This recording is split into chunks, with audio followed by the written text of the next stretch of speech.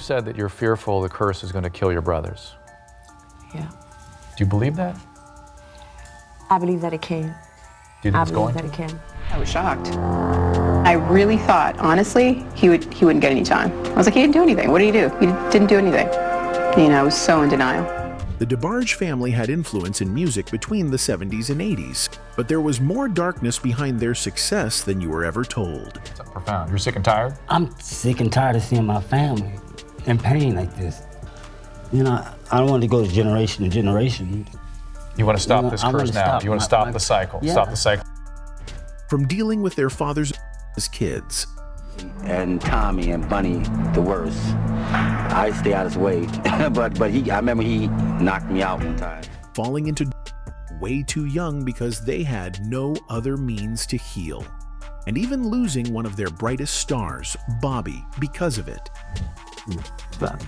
Oh, wow. We get a lot of credit for stuff with Bobby. Yeah, he was a genius of the family. He was, man, he's a miracle. His voice, man. You know their story, but you definitely haven't heard it all. Let's dive in. The story of the DeBarge family starts with Robert Louis DeBarge, a man of French and English descent who served in the Korean War. In 1952, he moved to Michigan, where he met 16-year-old Ederline Abney. Robert was 21 at the time, and just a year later, in 1953, they got married. Ederline was only 17. I got into this marriage. I knew nothing. I didn't know how to be a wife, or a mother, because I was just a kid. Back then, interracial relationships, especially marriage, were looked down on, but the two went ahead anyway. To make things even more troubling, Ederline was still a teenager when she became a wife. So your mama is what? Black, Cherokee, black, beautiful, Indian. And then your daddy? My dad is French. He's French. That's where we get the last name, Debarge. They eventually settled in a mostly black neighborhood in Detroit and went on to have 10 children. Bunny, Bobby, Tommy, Randy, Marty, Elle, James, Chico, and the twins, Peaches and Young. How was childhood growing up? How many brothers and sisters did you have? Rough. It's 8 boys and 2 girls, 10 of us. Life in Detroit wasn't easy for the family. Being mixed race caused them a lot of struggles. Robert once got a job as a truck driver, but when his employers found out his wife was black, they fired him without hesitation and stripped him of all the benefits that came with the job. That moment shaped the path of the DeBarge family in many ways. Robert not only became a negative influence on his children, but he also took out his anger on his wife. I remember coming home from school and the back door on the floor where my dad had just busted the door in because my mom wouldn't let him in. Ederline later said Robert was a in almost every way, physically, emotionally, and mentally. He kept her constantly pregnant so she wouldn't have many choices in life. On top of that, he was deeply insecure and didn't want her to appear attractive to anyone else. He told her not to wear jewelry, makeup, or anything that could draw another man's attention, and he even demanded the names of any men who dared to approach her. As the children grew, the eventually reached them too. Yeah, what is this? Oh, God! We used to drive her crazy, Bunny and Randy DeBarge recently returned. At least 5 of the 10 kids suffered physical and from their father. He would assign chores to the kids, but at the same time, he was Bunny. Started when I was 7, and it went on until I was around 13. Held that secret for the longest. Then there was Bobby. Out of all the children, Bobby was the quietest and most sensitive, and it was believed he was his mother's favorite. That alone set Robert off. He was overpossessive and jealous, and the thought of Bobby having his mother's love drove him mad. He felt like Bobby was stealing his wife's attention, so Bobby became his main target. It's said Bobby got the worst of it, but in truth, they all suffered terribly. Bobby was beaten by him and emotionally abused by him. Bunny later shared that the abuse started for her at a very young age, and she carried the scars for years. She believes the harsh childhood is the reason why the siblings struggled later in life, falling into drugs and crime. Robert Sr. denied all accusations, but the pain remained. To cope with their reality, the kids started using, and Bobby was the first, starting at just 15. In 1972, the family moved to Grand Rapids, Michigan, where Mama DeBarge's brother was a pastor at the church they started attending. Just 2 years later, in 1974, Mama DeBarge and Robert Sr. divorced. My mom and dad got divorced. She moved with her brothers and sisters up in Grand Rapids, Michigan. Music was always alive in the Debarge household. Every child was gifted in some way. They couldn't read sheet music, but they learned to play instruments by ear. And for them, music was more than just a talent. It was their escape from everything going on at home. Flakes. Where did the Debarge get y'all music?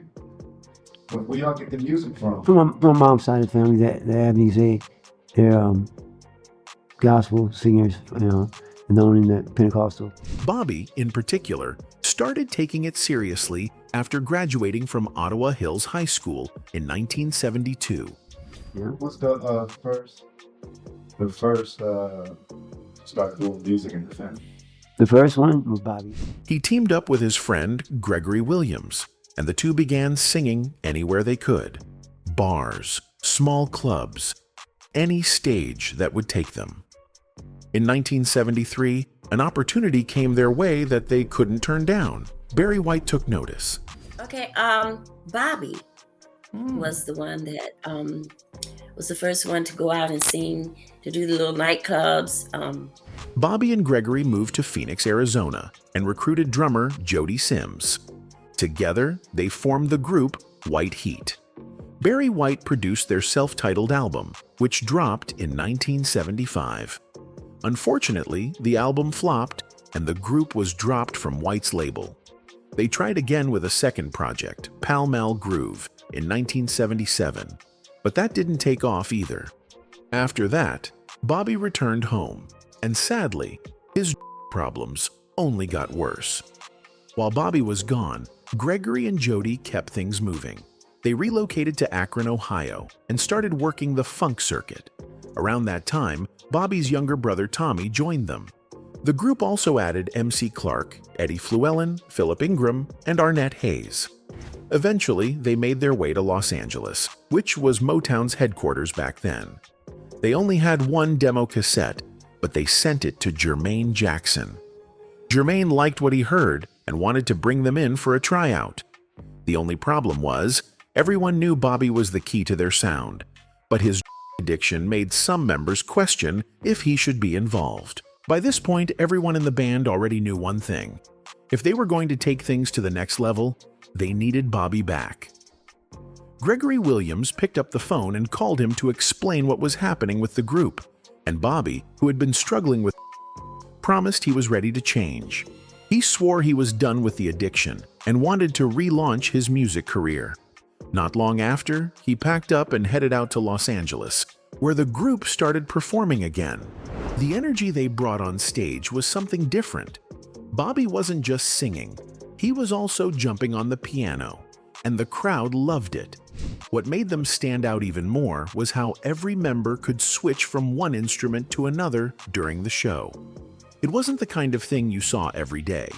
Susan DePass, one of the Motown executives, even said she had never seen so many instrument changes before, and she was impressed. That little detail became the group's identity.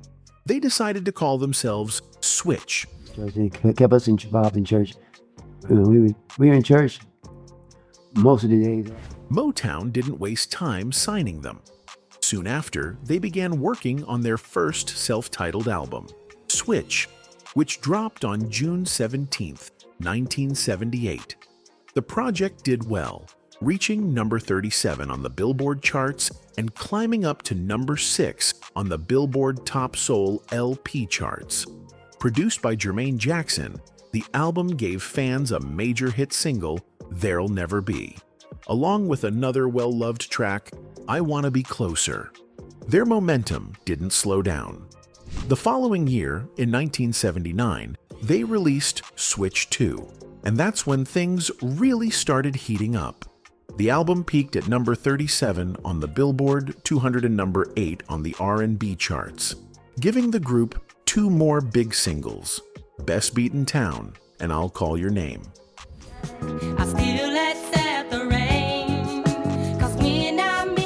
At that point, Switch wasn't just another band.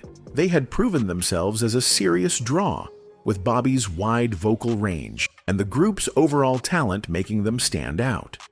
In 1980, the group kept the streak alive with their third album, This Is My Dream. The project reached number 21 on the R&B charts and 85 on the Billboard 200, once again going gold. Unlike the earlier albums, this one wasn't produced by Jermaine Jackson. It was produced by members of the group themselves. Even so, it was still successful and gave fans 2 more popular singles, You and I and Love Over and Over Again. Just as things were going strong for the band, old demons started creeping back in. After years of staying clean, Bobby slipped back into this time using heroin and his relapse caused tension within the group, and the harmony they once had began to break apart. Still, they managed to complete their 5th album, Switch Fee, which dropped in 1981. The album didn't chart as high as the others, peaking at number 174 on the Billboard 200 and number 48 on the R&B charts. But it still delivered 2 solid singles, I Do Love You and Call on Me. Without you, baby. See, sometimes I just can't. Once Switch Fee was out, Motown decided to offer Bobby a solo deal.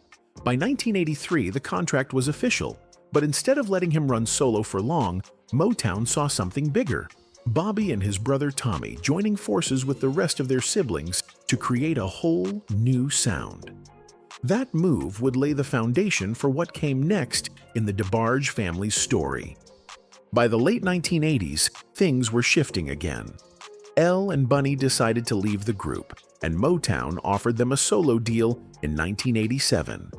Around that same time, Bobby also chose to step away and focus on his own solo career. He had the talent and the ambition, but making that first solo album proved harder than expected. He ran into roadblocks in the studio, the process dragged on, and the project just didn't come together the way he hoped. That false start pretty much shut the door on his solo career before it could even take off. For the time being, he put it aside and went back to working with his siblings, helping to bring DeBarge back to life. But just when things looked like they might turn around, Bobby's career hit another wall. Bobby and his younger brother Chico were arrested in Grand Rapids for drugs, and both were sentenced to 6 years in prison. That conviction put everything on pause. I was shocked. I really thought, honestly, he wouldn't get any time. I was like, he didn't do anything. What did he do? He didn't do anything. You know, I was so in denial. It was during the late 80s, while all this was happening, that Bobby contracted AIDS. Nobody really knows for sure how it happened. Some say it might have been from sharing needles. Others believe it could have been while he was locked up. Either way, Bobby faced the disease head-on.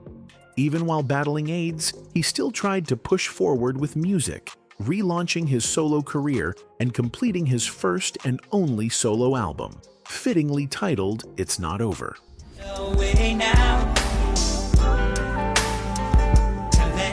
Outside of music, Bobby had a personal life that drew attention too.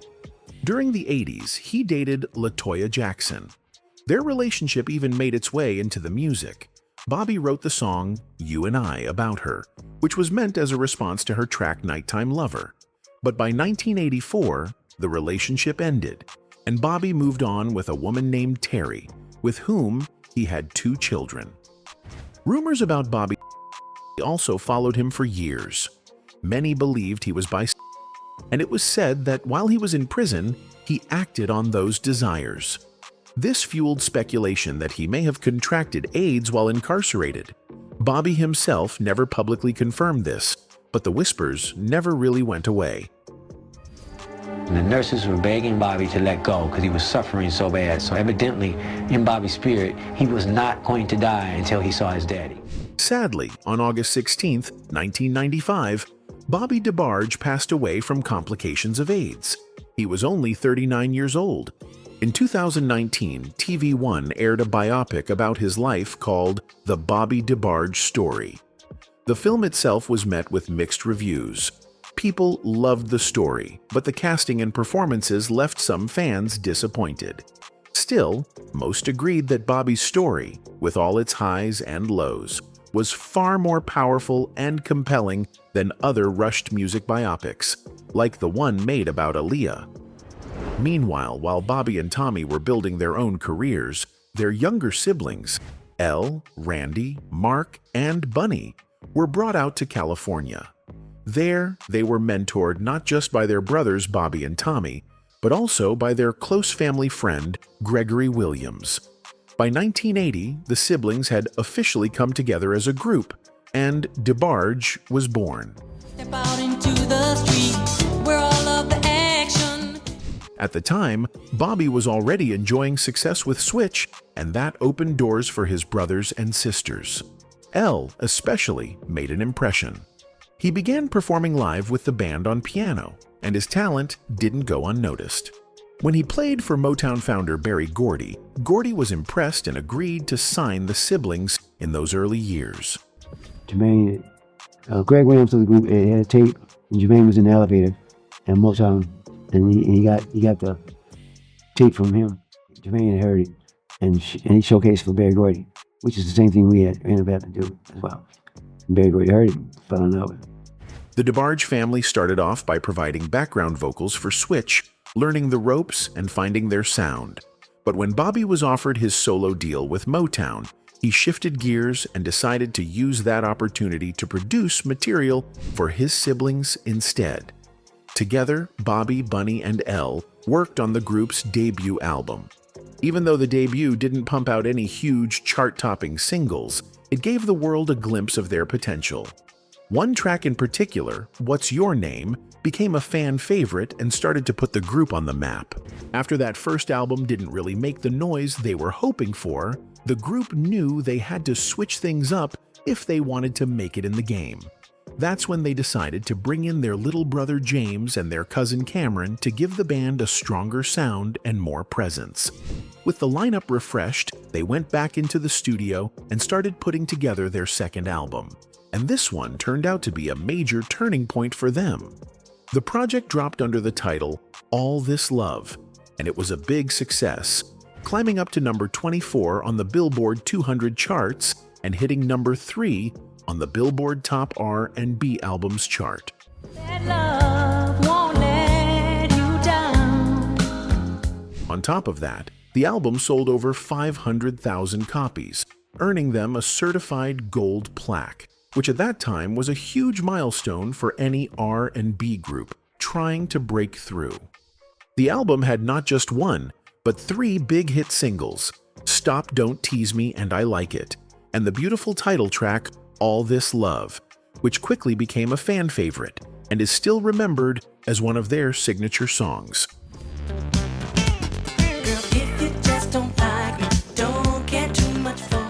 By 1983, the group's star power was rising fast, and one of their biggest breakout moments came when they performed on the nationally televised Motown 25 special, a show that was watched by millions of people. That performance gave the world a real taste of who DeBarge was, and people instantly started paying attention. That same year, they kept the momentum going by dropping their third album in a special way. This one also did well, peaking at number 36 on the Billboard 200 and number 4 on the Billboard R&B Albums chart, while once again selling over 500,000 copies and earning another gold certification. This third album brought us even more timeless hits, including Time Will Reveal and Love Me in a Special Way. These songs really showed off the group's harmonies and musical depth, proving that they weren't just another R&B act, but something truly unique. Their success got noticed by some of the industry's biggest names too, And in 1983, they were personally picked by Luther Vandross to open for him on his tour, which only boosted their reputation even further. Then, in 1985, the group contributed one of their most famous tracks, Rhythm of the Night, for Berry Gordy's film The Last Dragon. That song became their biggest commercial success and is still recognized today as one of the defining records of that era.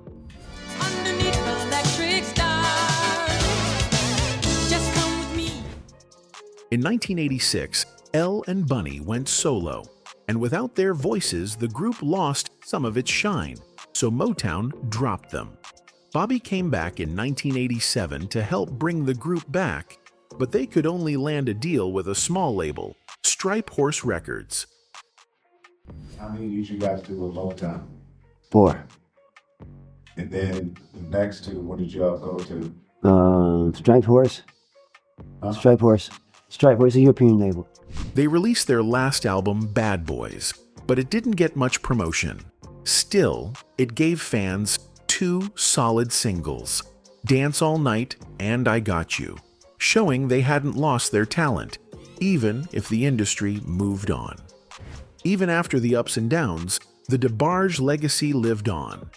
Chico joined in 1988, and over time, both Switch and DeBarge left a catalog so strong that hip-hop and R&B stars kept sampling them. Everyone from Biggie and Tupac to Mary J. Blige, Ashanti, and Mariah Carey carried their sound forward. Bunny tried to step out on her own in 1986 with her solo project, In Love.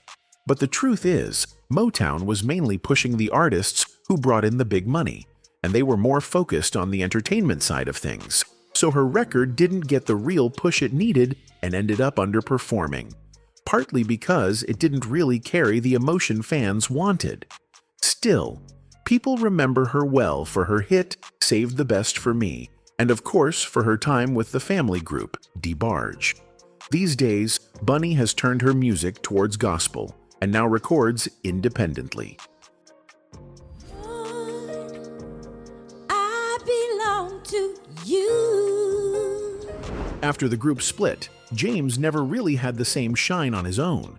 His biggest spotlight came from his short-lived marriage to Janet Jackson back in 1984, which got more attention than his solo career. My brother Bobby introduced me to Janet over the phone when he was dating Latoya. So of course he plug his little brother in, Yeah, so he just introduced me to her over the phone. But because of James's battles with substance and the Jackson family's disapproval, the marriage didn't last long and was annulled in 1985. My brother Bobby introduced me to Janet over the phone when he was dating Latoya. So of course he plug his little brother in, Yeah, so he just introduced me to her over the phone. Chico stepped in as the family's new hope, dropping his debut solo album in 1986 at just 18 years old. The album made some waves, reaching number 90 on the Billboard 200 and number 25 on the R&B charts, and with singles like Talk to Me, The Girl Next Door, I've Been Watching You, and Rainy Night. Chico was seen as the next big star of the family. But like his siblings, he faced struggles with and eventually ended up serving time in prison. The warmth of love surrounding me. Elle had his run of success too, especially in the 80s, with hits like Who's Johnny, Love Always, and Someone. But his career took a serious pause in the 90s when and personal problems took over. He's admitted that it probably started when he got hooked on prescription painkillers after a dental procedure. And from there, things spiraled. He ran into legal trouble more than once, busted for possession in 2001, again in 2006, arrested in 2007 for domestic violence, and then in 2008 for crack, and most recently in January 2023 for possession of paraphernalia. That wasn't a secret. I had a long bench, so all of that pressure was on me. So when I opened my mouth and sing and turned around. When you think about it, there aren't many families out there where every single member is naturally gifted like the DeBarges. They're easily one of the greatest sibling groups ever. Elle became the most famous. Chico carried the most successful solo career. But Bobby had that voice that stood out among them all. Honestly, if the demons of and personal struggles hadn't held them back, they might have reached heights beyond imagination, maybe even bigger than the Jacksons. But instead, their story became one of talent mixed with tragedy, a reminder of how even the brightest stars can be dimmed by their battles.